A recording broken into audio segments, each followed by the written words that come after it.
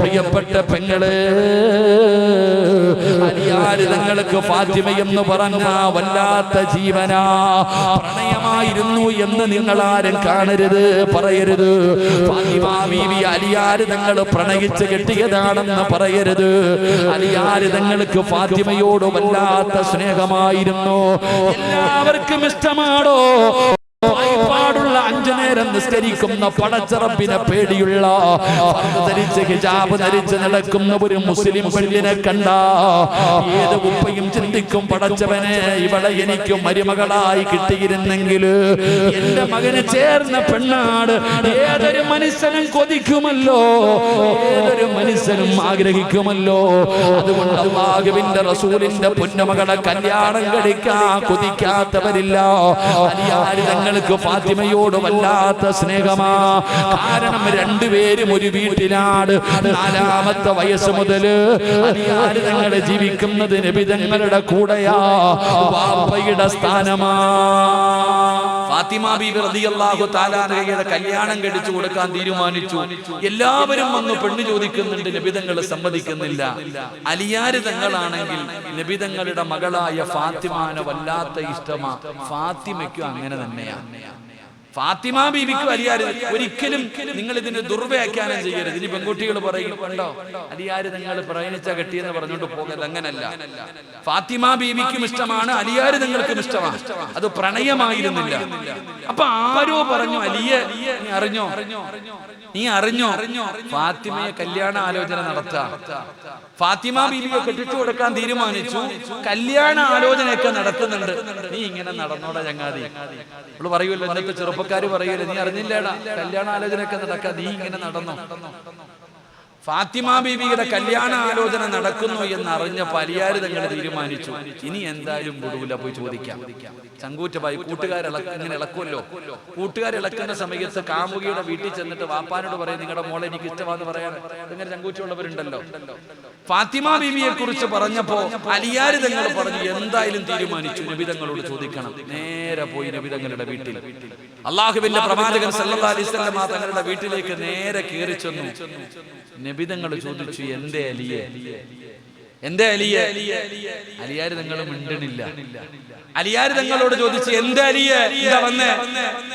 നബി തങ്ങൾ ചോദിച്ചപ്പോ അലിയാർ തങ്ങൾ ഒന്നും മിണ്ടണില്ല. കാരണം പോയി, ഉള്ള ധൈര്യമൊക്കെ പോയി.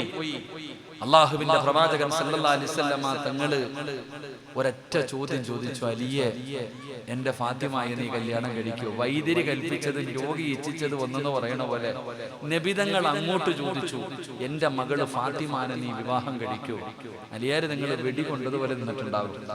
അങ്ങോട്ട് തന്നെ ചോദിച്ചു, എന്റെ മകളെ നീ വിവാഹം കഴിക്കുമോ? എന്റെ പ്രിയപ്പെട്ട സഹോദരങ്ങളെ, അലി ഇബ്നു അബീ താലിബ് റളിയല്ലാഹു തആല അൻഹുവിന്റെ സ്വപ്നമാണോ ഇങ്ങനെ നിക്ക വെടി കൊണ്ടതുപോലെ? നബി തങ്ങൾ പിന്നെയും ചോദിച്ചു, അലിയെ എന്റെ ഫാത്തിമാനെ നിനക്ക് ഇഷ്ടമാണോ? നീ കല്യാണം കഴിക്കാൻ തയ്യാറാണോ? മഹാനായ അലി ഇബ്നു അബീ താലിബ് റളിയല്ലാഹു തആല അൻഹു തലകുലിക്ക് സമ്മതിച്ചു. നബി തങ്ങൾ അലിയാർ തങ്ങളോട് ചോദിച്ചു, അലിയെ നിന്റെ കയ്യിൽ എന്താ ഉള്ളേ? മരുമകനായി തിരഞ്ഞെടുക്കാൻ പോകുന്ന തന്റെ പ്രിയപ്പെട്ട മകളെ കെട്ടിച്ചു കൊടുക്കാൻ പോകുന്ന ചെറുപ്പക്കാരനോട് ചോദിച്ചു, നിനക്ക് എന്താ ഉള്ളത്? അലി ഇബ്നു അബീ താലിബ് റളിയല്ലാഹു തആല അൻഹു പറഞ്ഞു, നബിയെ എനിക്കൊരു കുതിരയുണ്ട്, ദുൽഫുഖാർ എന്ന് പറയുന്ന ഒരു വാളുണ്ട്, ഒരു പടയങ്കിയുണ്ട്. ഈ 3 സാധനമല്ലാതെ എന്റെ കയ്യിൽ വേറെ ഒന്നുമില്ല. ഉള്ള കാര്യം തുറന്നങ്ങ് പറഞ്ഞു. അള്ളാഹു നമുക്ക് ഈമാൻ തരുമാറാകട്ടെ. ഉറക്കപ്പറല്ല ഈമാൻ തരുമാറാകട്ടെ. നമ്മൾ എന്തോ പറയും, 2 ഏക്കർ സ്ഥലമുണ്ട്, ഒരു ഫ്ലൈറ്റ് ഉണ്ട്, ഇല്ലാത്ത കാര്യങ്ങൾ മുഴുവനും പറയും. പക്ഷെ അലിയാർ തങ്ങൾ ഉള്ളത് തന്നെ പറഞ്ഞു, ഒരു കുതിര, ഒരു വാള്, ഒരു പടയങ്കി, ഇതല്ലാതെ വേറെ ഒന്നുമില്ല. അള്ളാന്റെ റസൂൽ സല്ലല്ലാഹു അലൈഹി വസല്ലമ തങ്ങൾ അലിയാർ തങ്ങളുടെ ജോലി എന്തായിരുന്നു അറിയോ? അലിയാർ തങ്ങൾ പുല്ല് വെട്ടികെട്ട് കൊണ്ടുപോയി ഒട്ടകമുള്ള വീടുകളിൽ കൊണ്ടുകൊടുക്കും, കിട്ടുന്ന പൈസ കൊണ്ട് ജീവിക്കും. ഇതാണ് അലിയാർ തങ്ങളുടെ ജീവിതം. എന്റെ പ്രിയപ്പെട്ട സഹോദരങ്ങൾ, അള്ളാഹുവിന്റെ പ്രവാചകൻ സല്ലല്ലാഹു അലൈഹി വസല്ലമ തങ്ങൾ ഇത്രയും വലിയ ദരിദ്രനായ ഒരു സ്വഹാബിയെ തെരഞ്ഞെടുത്തതിന്റെ പിന്നിലുള്ള ലക്ഷ്യം ചരിത്രം പഠിക്കും മനസ്സിലാവും. നമ്മൾ അങ്ങനല്ല. നമ്മൾ ചോദിക്കുന്നത്, പടച്ചവനെ മക്കളെ കെട്ടിക്കാൻ പ്രായമായി കഴിഞ്ഞാൽ ആദ്യം ചോദിക്കും, എന്തുണ്ട്, വല്ലത് ഉണ്ടോ, കാശുണ്ടോ, ജോലിയുണ്ടോ, എത്ര വീടുണ്ട്, പണമുണ്ട്, ഇതൊക്കെ നമ്മൾ തിരക്കാം. ദീനുണ്ടോ എന്ന് ആരും ചോദിക്കാറില്ല.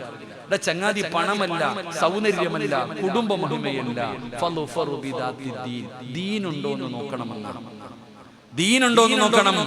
അല്ലാഹുവിന്റെ പ്രവാചകൻ സല്ലല്ലാഹു അലൈഹി വസല്ലമ തങ്ങളോട് അലിയാർ തങ്ങൾ പറയുന്നു, യാ റസൂലല്ലാഹ്, ഒരു കുതിരയുണ്ട് നബിയേ, ദുൽഫുഖാർ എന്ന് പറയുന്ന വാളുണ്ട് നബിയേ, ഒരു പടയങ്കിയുണ്ട് നബിയേ. നബി തങ്ങൾ പറഞ്ഞു, കുതിര വാഹനമാണ്, സഞ്ചരിക്കാൻ വേണം, വാള് യുദ്ധം ചെയ്യാൻ വേണം. ആ പടയങ്കി എടുത്തുകൊണ്ട് വാ, ആ പടയങ്കി എടുത്തുകൊണ്ട് വാ. അലിയാർ തങ്ങൾ പടയങ്കി എടുത്തുകൊണ്ട് നബി തങ്ങളുടെ മുമ്പിലേക്ക് വന്നു. അല്ലാഹുവിന്റെ പ്രവാചകൻ സല്ലല്ലാഹു അലൈഹി വസല്ലമ തങ്ങൾ പറഞ്ഞു, ചന്തയിൽ പോയി ഇത് വിറ്റിട്ട് വാ. പടച്ച റബ്ബേ, ഫാത്തിമയെ വിവാഹം കഴിക്കാനുള്ള കൊതി കാരണം അലിയാർ തങ്ങൾ ഓടുകയാണ്. മാർക്കറ്റിലേക്ക് പോയി, ചന്തയിലേക്ക് പോയി, എന്നിട്ട് പടയങ്കിയും പിടിച്ചുകൊണ്ട് നിൽക്കുകയാണ്. അല്ലാഹുവേ, ആരാ വരുന്നതെന്നറിയോ? മഹാനായ സയ്യിദുനാ ഉസ്മാൻ ഇബ്നു അഫ്ഫാൻ, ഉസ്മാൻ ഇബ്നു അഫ്ഫാൻ റളിയല്ലാഹു തആല അൻഹു അലിയാർ തങ്ങളുടെ ചാരത്ത് വന്നിട്ട് ചോദിക്കുന്നു, അലിയേ, എന്തു പറ്റി ഇവിടെ നിൽക്കുന്നത് എന്തിനാണ്? ഈ പടയങ്കി വിൽക്കാമെന്നതാണ്. നബി തങ്ങളെ വിറ്റിട്ട് പോകാൻ പറഞ്ഞിരിക്കുകയാണ്. ഫാത്തിമയെ കല്യാണം കഴിച്ചു തരാമെന്ന് പറഞ്ഞിരിക്കുകയാണ്. പടയങ്കിയുമായി നിൽക്കുന്ന ഉസ്മാൻ തങ്ങളെ കണ്ടപ്പോ അലിയാർ തങ്ങളോട് പറഞ്ഞു, അലിയേ, 480 രൂപ തരാ. പടച്ചവനെ, ആ പടയങ്കി വാങ്ങിയിട്ട് 480 രൂപ കയ്യിലേക്ക് കൊടുക്കുകയാണ്. അലിയാർ തങ്ങൾക്ക് വല്ലാത്ത സന്തോഷമായി. അവിടെ നിന്ന് തിരിച്ചു പോകാൻ തയ്യാറാകുമ്പോ ഉസ്മാൻ തങ്ങൾ പറഞ്ഞു, അലിയേ, യോദ്ധാവാണ്, ഈ പടയങ്കി നിന്റെ കയ്യിൽ തന്നെ ഇരിക്കട്ടെ. 480 രൂപയും കൊടുത്തു, ആ പടയങ്കിയും കൊടുത്തു. മഹാനായ അലി ഇബ്നു അബീ ത്വാലിബ് റളിയല്ലാഹു തആല അൻഹു അല്ലാഹുവിന്റെ പ്രവാചകന്റെ മുമ്പിലേക്ക് ഓടി വരികയാ. നബി തങ്ങളുടെ മുമ്പിലേക്ക് ഓടി വരികയാ. 480 രൂപ കൊണ്ടുവന്ന് മുത്തുനബിയുടെ കയ്യിൽ കൊടുത്തു. അല്ലാഹുവിന്റെ പ്രവാചകൻ പറഞ്ഞു, അലിയേ, 400 ദിർഹം ഫാത്തിമയ്ക്ക് മഹറാണ്. 400 ദിർഹം ഫാത്തിമയ്ക്ക് മഹറാണ്. 80 ദിർഹം കൊടുത്തിട്ട് പറഞ്ഞു, പുതിയ പളയോട് പറയുകയാ, പോയിട്ട് പുതുവസ്ത്രമെടുക്ക. സുബ്ഹാനല്ലാഹ്, 80 രൂപയുമായിട്ട് അലിയാർ തങ്ങൾ പുതുമണവാട്ടിക്ക് വസ്ത്രമെടുക്കുകയാ. എന്റെ പടച്ചറപ്പേ, അവിടെ പുതുവസ്ത്രം മേടിച്ചു കൊണ്ടുവന്ന് കൊടുക്കുകയാണ്. പാടുള്ള യുവതലമുറ പഠിക്കാൻ പറയുകയാ. സ്വപ്നലോകത്ത് ജീവിക്കുന്ന എന്റെ പ്രിയപ്പെട്ട പെങ്ങള്, സ്വർഗത്തിന്റെ നേതാവായ ഫാത്തിമയുടെ കല്യാണത്തിന്റെ രംഗമാ പറയുന്നത്. എന്റെ പ്രിയപ്പെട്ടവരെ, ഫാത്തിമ ബീബി റളിയല്ലാഹു തആല അൻഹയ്ക്ക് 80 രൂപ കൊടുത്തവളെന്ന് പറ്റുന്ന വസ്ത്രങ്ങൾ വാങ്ങി ഫാത്തിമ ബീബിയുടെ വീട്ടിൽ കൊണ്ടുകൊടുത്തു.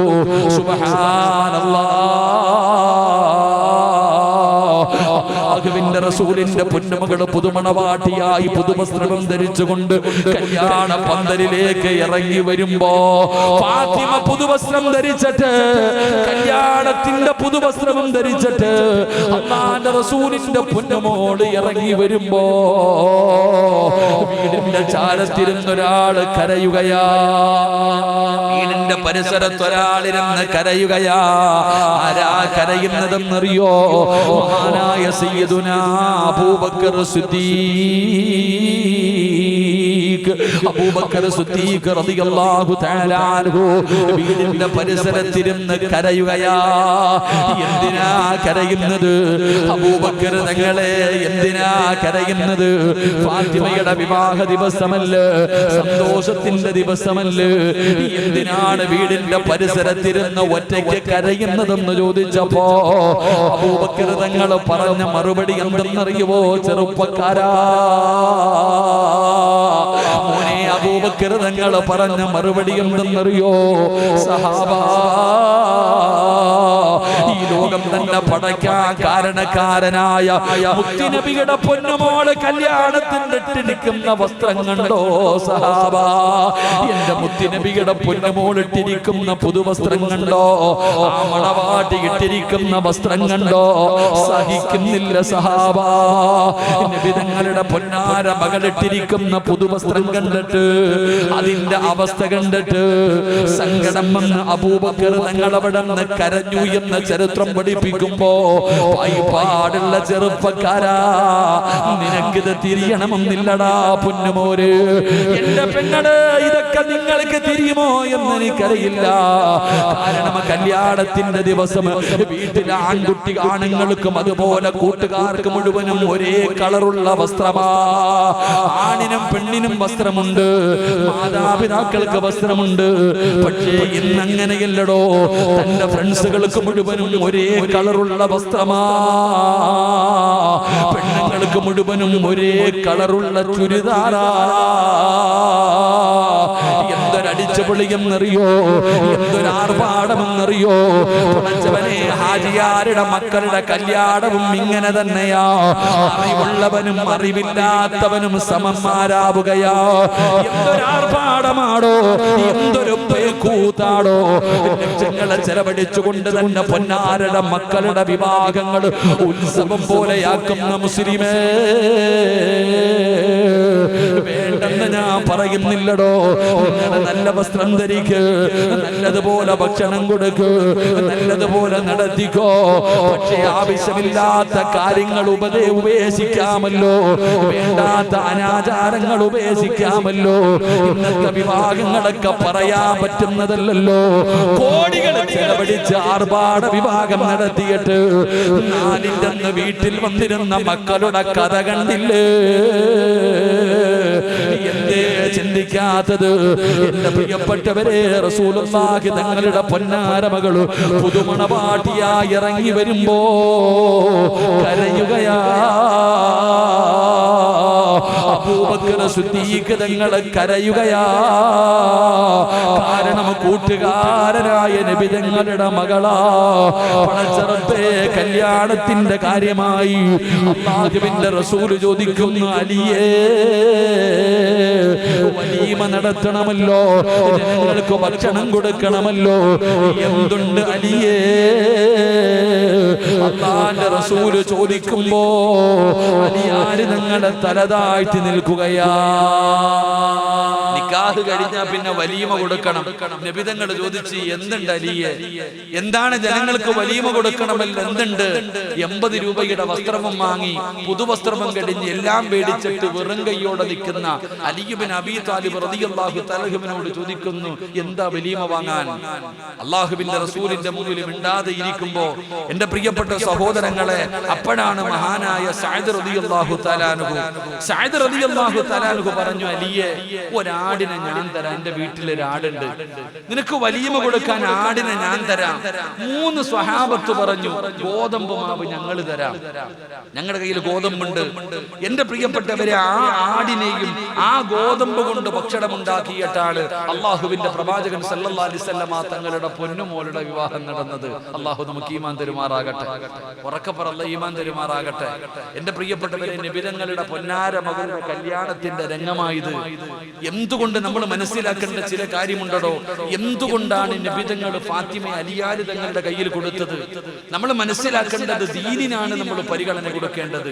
പായിപ്പാടുള്ള ഉപ്പമാരോടും ഉമ്മമാരോടും പറയുന്നു, നിങ്ങൾ പോറ്റി വളർത്തുന്ന നിങ്ങളുടെ മക്കളെ കെട്ടിച്ചു കൊടുക്കുമ്പോ ആദ്യം നോക്കേണ്ടത് അവൻ പായിപ്പാട് പള്ളി വന്ന് നിസ്കരിക്കുമോ എന്ന് നോക്ക്. അവൻ 5 നേരം നിസ്കരിക്കുന്നവനാണോ? അവൻ ഖുർആൻ ഓതുന്നവനാണോ? അവന് ഖുർആൻ ഓതാൻ അറിയോ? സുബ്ഹാനല്ലാഹ്. പെണ്ണ് കാണാൻ വരുന്ന സമയത്ത് പെണ്ണ് ഭർത്താവ് കാണാൻ വരുന്നവനോട് ചോദിക്കണം, മോനെ ഒന്ന് യാസീൻ ഓതണമെന്ന് പറ. ഒന്ന് യാസീൻ ഓതാൻ പറ, അല്ലെങ്കിൽ ഖുർആനിൽ ഒരു സൂറത്ത് ഓതാൻ പറ. എത്ര പേര് ചെറുപ്പക്കാരോതും? നിസ്കരിക്കുന്നവർ എത്ര പേരാണോ?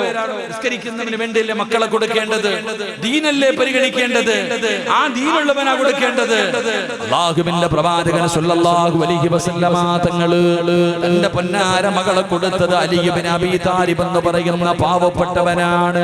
അവിടുത്തെ വിവാഹം നടന്നത് ഇങ്ങനാണ്. അതുകൊണ്ട് പായിപ്പാടുള്ള എന്റെ പ്രിയപ്പെട്ട ചെറുപ്പക്കാര് പള്ളികളുടെ ഉദ്ഘാടനവുമായി ബന്ധപ്പെട്ടു രാവും പകലും ഇവിടെ നടക്കുകയാണ്. അൽഹംദുലില്ലാഹ്, വലിയ സന്തോഷമാണ്.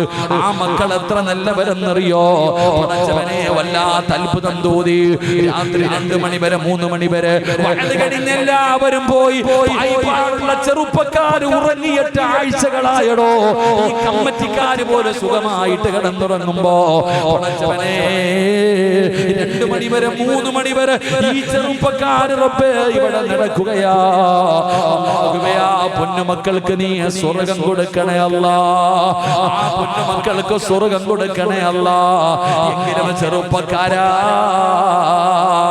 എന്റെ പായിപ്പാടുള്ള ചെറുപ്പക്കാരോട് പറയുന്നത്, എടാ, ബെൻസ് കിട്ടുന്നതിൽ കാര്യമില്ലടാ, ഏക്കർ കണക്കിന് സ്ഥലം കിട്ടുന്നതിൽ കാര്യമില്ല, ഗൾഫുകാരന്റെ മകളെ കിട്ടുന്നതിൽ കാര്യമില്ല. ലോകത്തിലെ ഏറ്റവും വലിയ ആണാരെന്നറിയോ? ഒരാളെ കിട്ടുന്ന ഏറ്റവും വലിയ ഭാഗ്യം എന്തെന്നറിയോ? പായിപ്പാടുള്ള ആണുങ്ങളോട് പറയുകയാ, എടോ, പായിപ്പാടുള്ള ഏറ്റവും നല്ല മനുഷ്യനാരെന്നറിയോ? ഏറ്റവും വലിയ ഭാഗ്യവാൻ ആരെന്നറിയോ? ലക്ഷങ്ങളും കോടികളും ചെലവഴിച്ച് വീടുള്ളവനല്ല, ഓടിയും ബെൻസും ഫോർച്യൂണറും ഉള്ളവനല്ല, ലക്ഷക്കണക്കിന് സമ്പത്തുള്ളവനല്ല. ഈ പായിപ്പാടുള്ള ഏറ്റവും വലിയ ഭാഗ്യവാൻ ആരെന്നറിയോ? ഒരു സ്വാലിഹത്തായ ഭാര്യയെ കിട്ടിയവനാ. അല്ലാഹുവിനെ പേടിയുള്ള ഒരു ഭാര്യയെ കിട്ടിയവന് ലോകത്തിലെ ഏറ്റവും വലിയ ഭാഗ്യവാനാടോ. കോടികളൊന്നും വേണ്ട, ഗ്ലാമറൊന്നും വേണ്ട. എന്തിനാ ഗ്ലാമർ? പായിപ്പാടുള്ള ചെറുപ്പക്കാരാ, ഗ്ലാമർ നോക്കല്ലേ, ഗ്ലാമർ ഒരിക്കലും നോക്കരുത്. എടാ, തൊലി വെളുത്തതാ, ഹൃദയം കറുത്തതാ. പക്ഷേ തൊലി കറുത്തതാ, ഹൃദയം വെളുത്തതാ.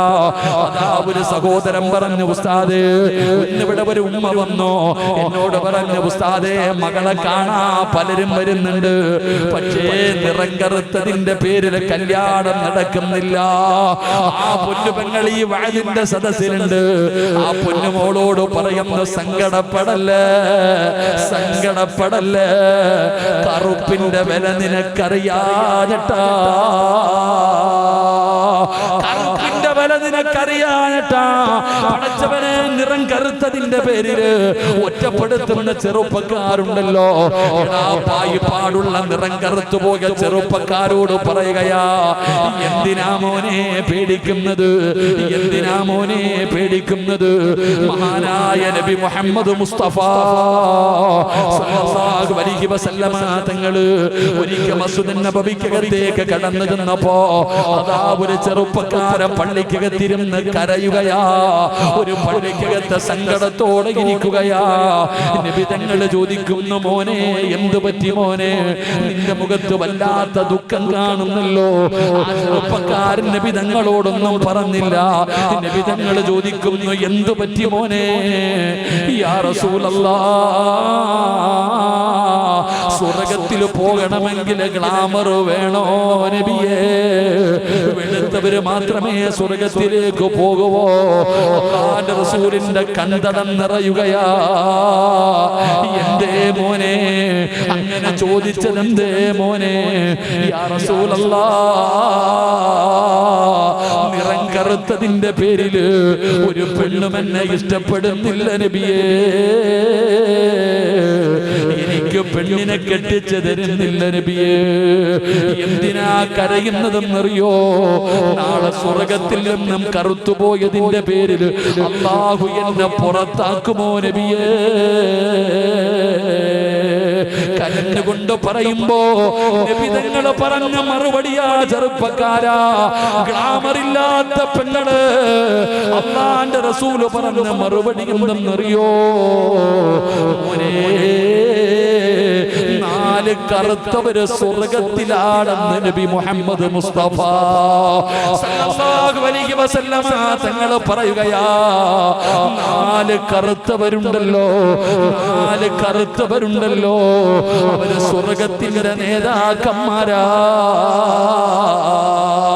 ആരാണെന്നറിയോ? ആരാണെന്നറിയോ? മഹാനായ സയ്യിദുനാ ബിലാൽ.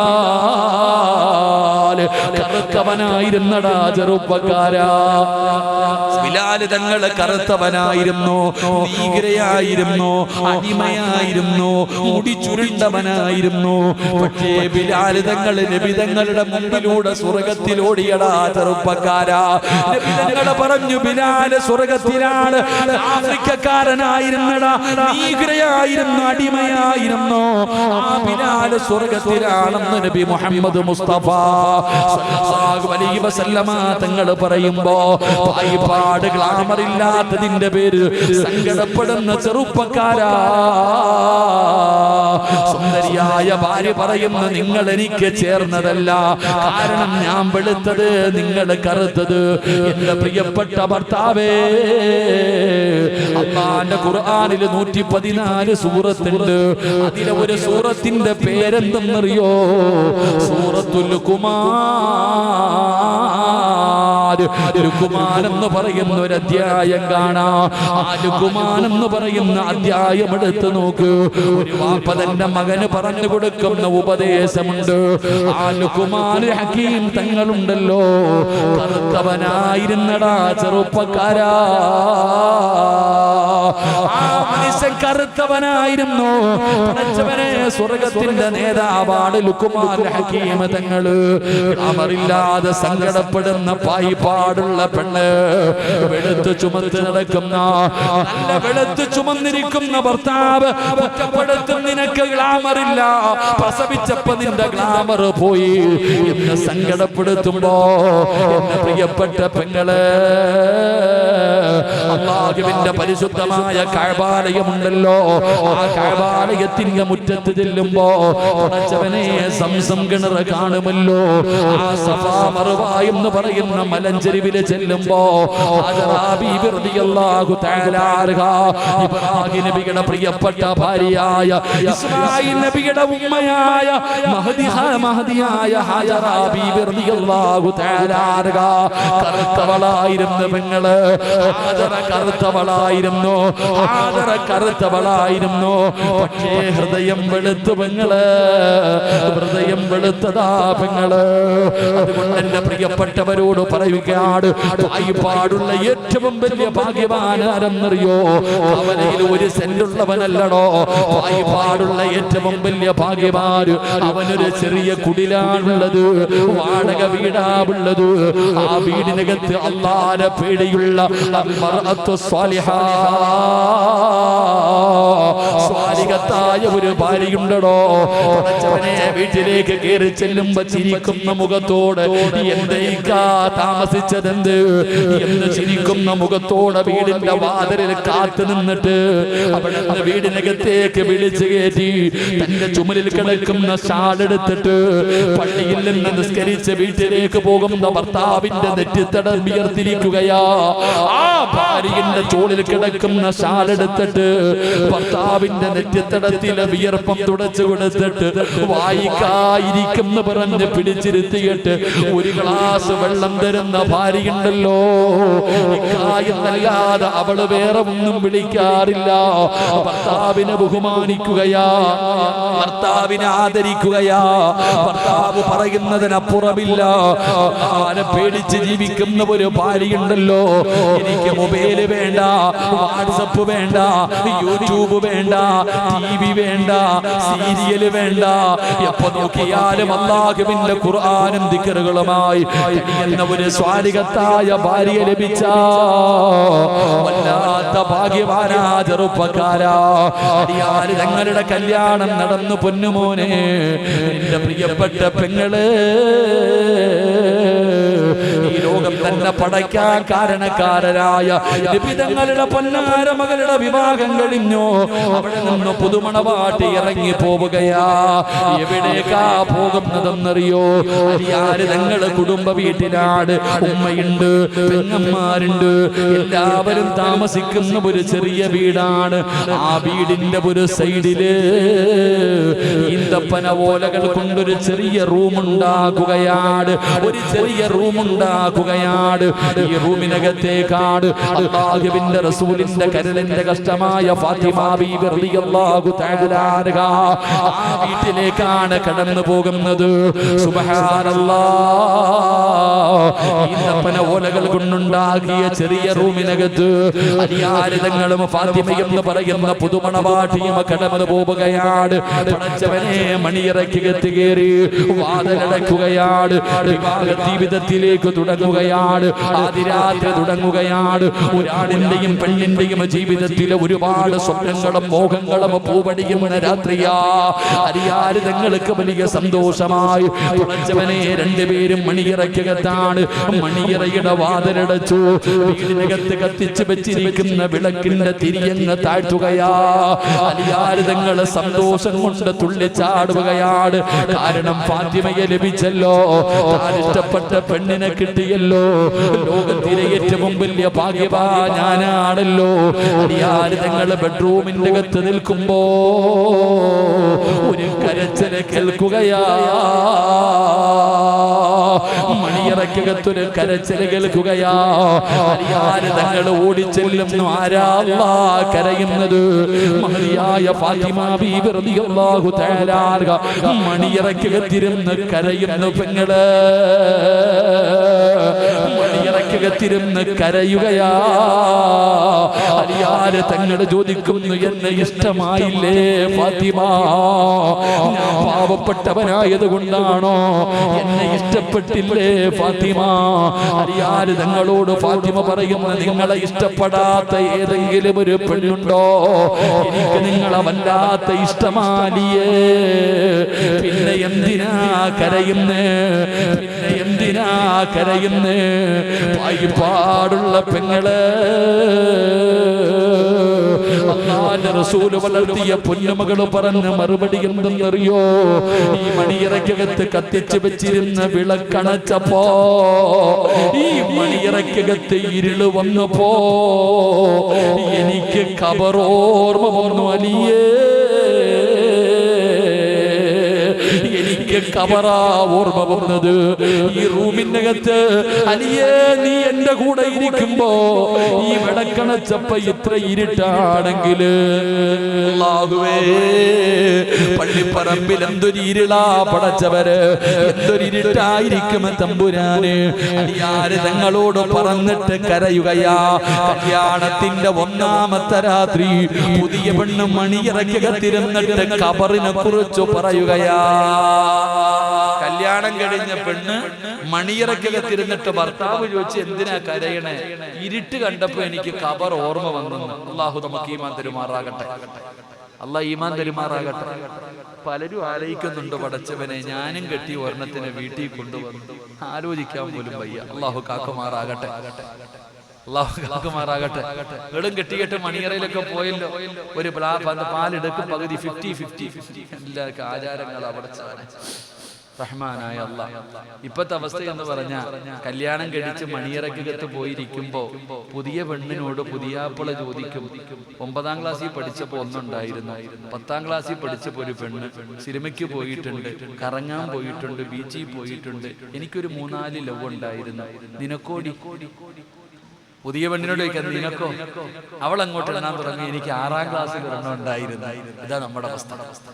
നമ്മുടെ അവസ്ഥ ഇതാ. എന്നാൽ ഈ മകള് പറയാ, എനിക്ക് ഖബർ ഓർമ്മ വന്നിട്ടാ കരയണേ. അലിയാര് തങ്ങൾ ആണാ?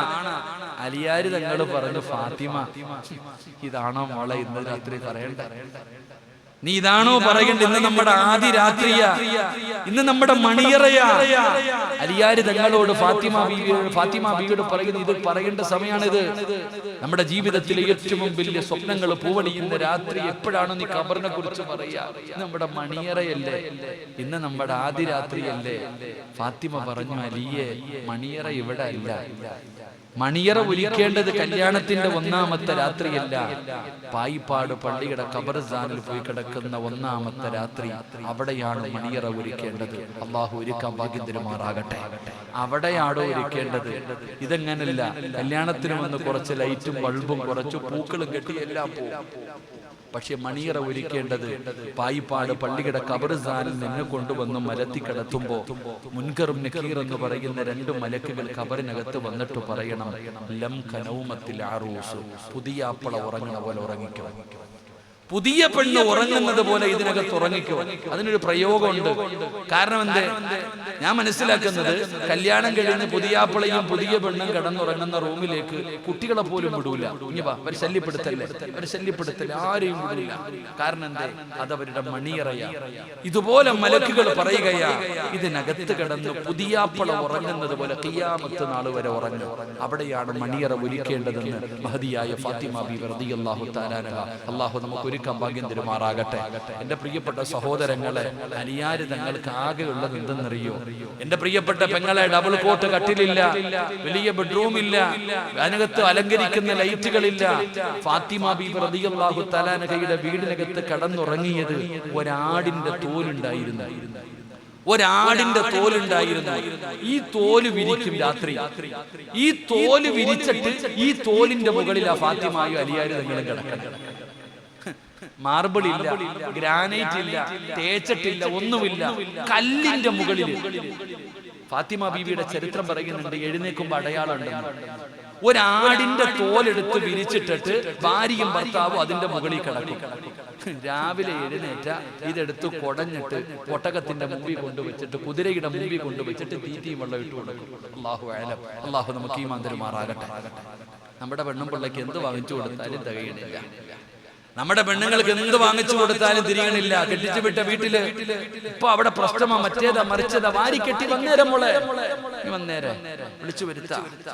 അള്ളാഹുവിന്റെ പ്രവാചകൻ സല്ലല്ലാഹു അലൈഹി വസല്ലമ തങ്ങള്, എന്റെ പ്രിയപ്പെട്ട സഹോദരങ്ങളെ, ഒരിക്കൽ നബിതങ്ങൾ ഫാത്തിമ ബീവിയെ കല്യാണം കഴിച്ചു വിട്ടിട്ട് കാണാൻ പോയി. നിങ്ങളും പോവല്ലോ, കെട്ടിച്ച വീട്ടിൽ മരുമോന്റെ വീട്ടിൽ പോകും.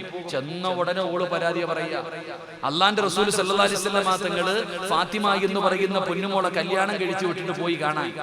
ഫാത്തിമ ഓടി വന്നിട്ട് ഉപ്പാന്റെ കയ്യിൽ പിടിച്ചിട്ട് കരയാ, എന്തേ മോളെ, ഭക്ഷണം കഴിച്ചിട്ട് 3 ദിവസമായി വാപ്പാ.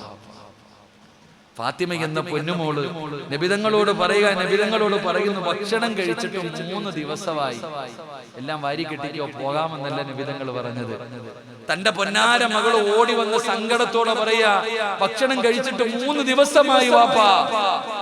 അള്ളാന്റെ റസൂൽ സല്ലല്ലാഹു അലൈഹി വസല്ലമ തങ്ങളെ കെട്ടിപ്പിടിച്ചിട്ട് പറഞ്ഞു, വലിയ അബീക അർബഉ, വാപ്പ വല്ലതും തിന്നിട്ട് 4 ദിവസമായി വളയും. വാപ്പ അങ്ങോട്ട് പറഞ്ഞെടുക്ക, നീ 3 ദിവസമല്ല, ഞാൻ 4 ദിവസമായി വല്ലതും തിന്നിട്ട്. ആരാരെയാണോ സമാധാനിപ്പിക്കേണ്ടത്? ഇതാണോ കുടുംബജീവിതം? ഇങ്ങനെ വാപ്പയാകണ്ട. പായിപ്പാടുള്ള വാപ്പ നിന്റെ തുള്ളലും ബഹളവും നിന്റെ ബിപിയും കാണിക്കേണ്ടത് നിന്റെ വാശിപ്പുറത്തല്ലേ നിന്റെ മോളുടെ ജീവിതം പോയത്. ഈ പള്ളി വന്നിട്ട് എത്ര തലാക്ക് ഞാൻ പറയാൻ കിട്ടുന്ന അവസരം ഇതൊരു വയത് കിട്ടിയിട്ടില്ലല്ലോ. ഈ പായിപ്പാടുള്ള പെൺകുട്ടികളുടെ ജീവിതം തുലച്ചത് ഈ വാപ്പമാരുടെയും ഈ ഉമ്മമാരുടെയും വാശിയ സഹോദര. എത്ര എണ്ണം എന്താ കമ്മിറ്റിക്കാരൻ നിരന്നിരിക്കുന്നത്? ഒറ്റ ഒരെണ്ണത്തിന് ഞാൻ കയറത്തില്ല. കാരണം എന്തേ, ആ പാവം കൂടെ വലിച്ചു വെക്കാൻ വയ്യ. അള്ളാഹു കാത്തിരക്ഷിക്കുമാറാകട്ടെ.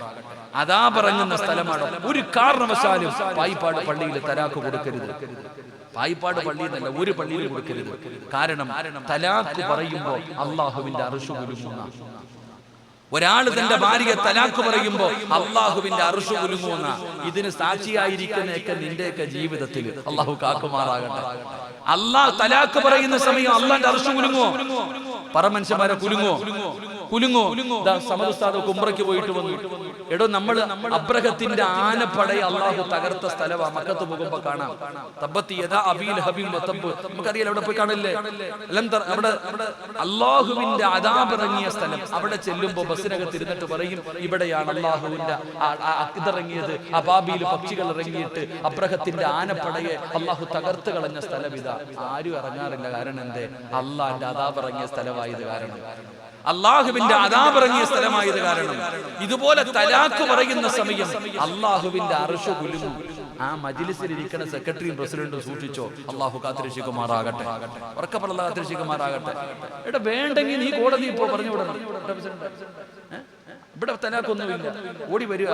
ഈ അടുത്തങ്ങോട്ട് നോക്കുമ്പോ ഒരു പ്രായം തലാഖ് വേണ്ടെങ്കിൽ കോടതി പോകണം.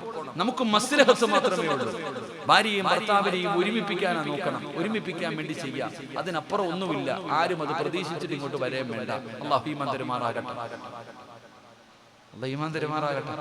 ഇവിടെ അങ്ങനെ ഇല്ലടോ. വേണ്ടവര് പൊക്കോ, കോടതി പൊക്കോ, മേടിച്ചോ. പള്ളികളിൽ കൊടുക്കുന്ന പരിപാടി നിർത്തണം. ഇതൊക്കെ നിർത്തണം. ചുമ്മാതെ ഒരു വിവരമില്ലാത്തവനാ തലാഖ് കൊടുക്കണം. വലിയ മഹാനോട് ദീനിന്റെ ഒരു നിയമം അറിയാത്തവന് മസലകൾ പറഞ്ഞു കൊടുക്കുക. അല്ലാഹു കാത്തിരക്ഷിക്കുമാറാകട്ടെ. എന്റെ പ്രിയപ്പെട്ട സഹോദരങ്ങളെ, വാപ്പ പറഞ്ഞു കൊടുക്കുക. വാപ്പാന്റെ അടുക്കൽ ചെന്നിട്ട് പരാതി പറയണു, ഉപ്പ ഞാൻ വല്ലതും തിന്നിട്ട് 3 ദിവസമായി. വാപ്പ പറയുന്നു, ഞാൻ 4 ദിവസമായി. ഇങ്ങനാകണം വാപ്പ. അല്ലാഹു ഈമാൻ തരുമാറാകട്ടെ. അല്ലാഹു ഈമാൻ തരുമാറാകട്ടെ. എന്റെ പ്രിയപ്പെട്ട സഹോദരങ്ങളെ, ഫാത്തിമ ബീബി റളിയല്ലാഹു തആലയുടെ ജീവിതം വളരെ പ്രയാസമായിരുന്നു. വല്ലാത്ത ദാരിദ്ര്യമായിരുന്നു. കാരണം അലിയാര് തങ്ങൾ പാവപ്പെട്ടവനാ, കൂലിപ്പണിക്കാരനാ. ബോറടിക്കുന്നുണ്ടാ? ബോറടിക്കുന്നുണ്ടാ? നിർത്താറായ? എനിക്കൊന്ന് ഉറങ്ങളെക്കാളും ഉറങ്ങണമെന്ന് എനിക്ക് ആഗ്രഹം. ഞാൻ കിടന്ന ഉറങ്ങിപ്പോകും. ഇൻഷാ അല്ലാഹ് നാളത്തെ ഒരു ദിവസം കൂടെ കഴിഞ്ഞിട്ട് വേണം ഒരാഴ്ച ലീവ് എടുത്ത് എങ്ങോട്ടെങ്കിലും പോവാൻ. എങ്ങോട്ടെങ്കിലും ഒന്ന് പോയി ഉറങ്ങാൻ. നാളെ ഈ സമയമാകുമ്പോഴത്തേക്ക് തീരുമായിരിക്കില്ലേ? ഇൻഷാ അല്ലാഹ്. അല്ലാഹു ബർക്കത്ത് ചെയ്യുമാറാകട്ടെ. നാളെ വയലൊന്നുമില്ല കേട്ടാ. ഇന്നും കൂടെ ഉള്ളു. ചുമ്മാ 2 ദിവസം വയലുണ്ട്. ഇന്നും കൂടെ വയലുണ്ട്. നാളെ ഇൻഷാ അല്ലാഹ് ദുആയ. അൽഹംദുലില്ലാഹ്. അല്ലാഹു ബർക്കത്ത് ചെയ്യുമാറാകട്ടെ. എന്റെ പ്രിയപ്പെട്ട സഹോദരങ്ങളെ, എന്റെ പ്രിയപ്പെട്ട സഹോദരിമാരെ, അല്ലാഹുവിന്റെ റസൂലിന്റെ പൊന്നുമോള് വീട്ടിലിരിക്കുമ്പോ അള്ളാന്റെ റസൂലിന്റെ പൊന്നുമോള് വീടിനകത്തിരിക്കുകയാണ്. വല്ലാത്ത പ്രയാസമാ, ദാരിദ്ര്യമാ, ദുഃഖമാ. അപ്പോഴാണ് ഒരു ദിവസം ജോലി കഴിഞ്ഞ് ഭർത്താവ് വീട്ടിലേക്ക് കയറി വരികയാണ്. അലിയാര് ഞങ്ങൾ വീട്ടിലേക്ക് കടന്നു വന്നു. ഫാത്തിമ എന്റെ അടുക്കലേക്കൊന്നു വാ ഫാത്തിമ. ഭർത്താവ് തന്റെ ഭാര്യ സ്നേഹത്തോടെ വിളിക്കുകയാണ്. അടുത്തുകൊണ്ടിരിക്കുകയാണ്. തന്റെ ഭർത്താവിന്റെ അടുക്കൽ പിടിച്ചിരുത്തിയിട്ട് അലിയാര് തങ്ങൾ ചോദിക്കുന്നു, ഫാത്തിമ, നമുക്ക് സ്വന്തമായിട്ടൊരു വീട് വേണ്ടേ ഫാത്തിമ? സാധാരണ പറഞ്ഞ ഭാര്യ ഭർത്താവിനോട് ചോദിക്കുന്ന ചോദ്യം. പടച്ചവനെ, കുടുംബ വീട്ടിൽ ചെന്നു, കല്യാണം കഴിഞ്ഞു, 1 മാസം കഴിഞ്ഞു. ഭർത്താവിനോട് ഭാര്യ പറയും, നമുക്ക് സ്വന്തമായിട്ടൊരു വീട് വേണ്ടേ? ഇവിടെ നിന്ന് മാറണ്ടേ? ഇവിടെ നിന്ന് മാറണ്ടേ? സ്നേഹം കൊണ്ടല്ലടോ. ഉമ്മാനെയും ഉപ്പാനെയും നോക്കാൻ പറ്റാത്തത് കാരണം, പ്രായം ചെന്ന മാതാപിതാക്കൾക്ക് വെച്ചു വിളമ്പാൻ പറ്റാത്തത് കാരണം, പടച്ചവനെ, അതുകൊണ്ട് പെണ്ണുങ്ങളാണ് പറയാറ്. പക്ഷേ ഇവിടെ ഭർത്താവ് ചോദിക്കുന്നു, ഫാത്തിമ, സ്വന്തമായിട്ടൊരു വീട് വേണ്ടേ ഫാത്തിമ? ഇത് പറഞ്ഞപ്പോ ഫാത്തിമ ബീവി റളിയല്ലാഹു തആല അൻഹ പറയുന്നു, എനിക്കും ഒരാഗ്രഹമുണ്ട്. ഈ വീട്ടിൽ നിന്ന് ഉമ്മയെയും സഹോദരങ്ങളുടെ ഇടയിൽ നിന്ന് വലിച്ചു കൊണ്ടുപോകാനുള്ള കൊതി കാരണമല്ല, എനിക്കിവിടെ നിന്ന് മാറണമെന്നുണ്ട്. ഈ വീടിനകത്ത് നിന്ന് മാറിയിട്ട് ഒറ്റയ്ക്ക് പോയി താമസിക്കണമെന്ന് എനിക്ക് ആഗ്രഹമുണ്ടരിയേ. ഉമ്മാനെ നോക്കാൻ പറ്റാത്തത് കൊണ്ടല്ല, കൂടപ്പറപ്പുകൾക്ക് വെച്ച് വിളമ്പാൻ പറ്റാത്തത് കൊണ്ടല്ല, പിന്നെ എന്തിനാണ് വീട് മാറണമെന്ന് പറയുന്നതെന്നറിയോ?